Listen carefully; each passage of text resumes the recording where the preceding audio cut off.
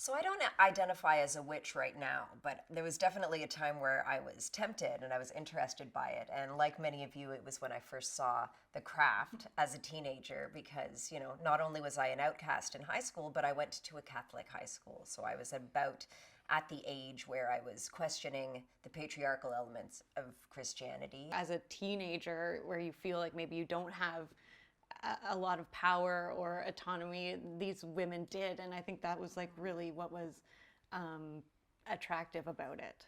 I actually find that my understanding or coming into my own feminist thinking, a feminist identity, kind of coincided with me discovering witchcraft and an interest in that. Mm-hmm. So it's kind of this funny thing that they kind of both shaped and informed one another and my interest in one another.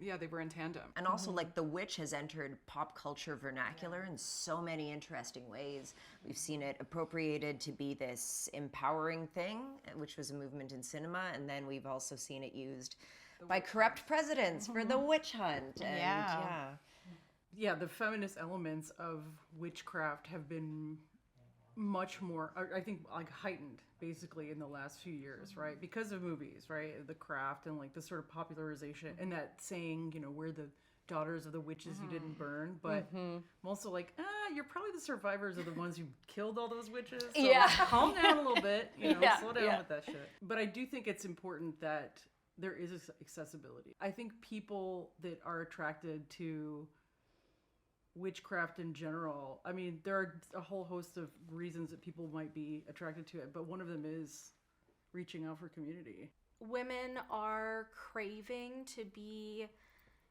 in tune with their intuition now more than ever, and I think that within all of us, there are feminine and masculine energies, and to me, the feminine energy is so incredibly intuitive, and it offers a very contrasting perspective than what society has programmed us to think, which is like logical, rational, stay within the lines. And I think people are just wanting to feel a bit more natural, and it feels natural to be in touch with your intuition. Everyone is powerful in their own right.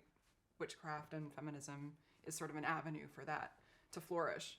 I think that's what is the draw to witchcraft, is like kind of seeing an opportunity to step into your own power. Do you ever get that thing where you're hanging out with other people and you're kind of getting into that conversation about what your belief systems are, and you reach this point where you're like, I can say I'm a witch. Yes. I totally get that too, where I'm like, okay, I'm a witch too. You know what I mean? But you don't want to say it because there are all these connotations attached to it.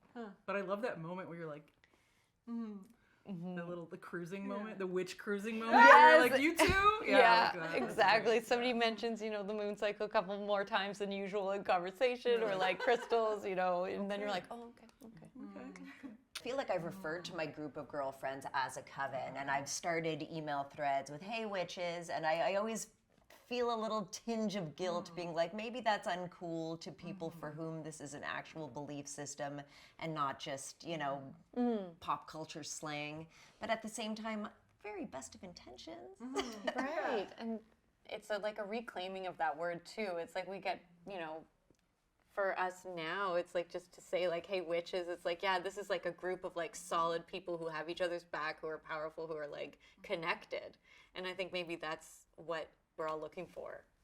So it's cool with you as a witch? Yes, okay. yes.